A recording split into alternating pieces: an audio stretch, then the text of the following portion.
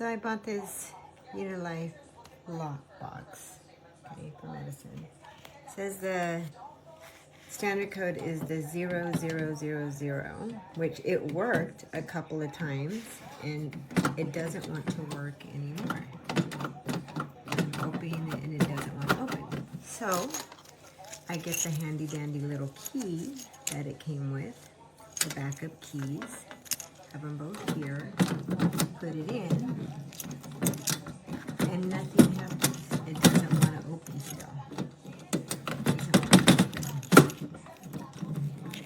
Lock it.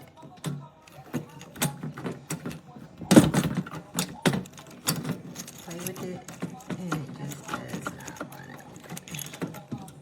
It says that is the unlock, and then that is the lock position. So right now I think I'm in the lock position. And mind you, it's still at the 000. And nothing happens. It don't want to open here. Don't want to open here. This key turns around all the way down here. And it doesn't. It clicks. It doesn't open. It won't come open. So I don't know how to fix this. And it has all my medicine inside. Not a good buy.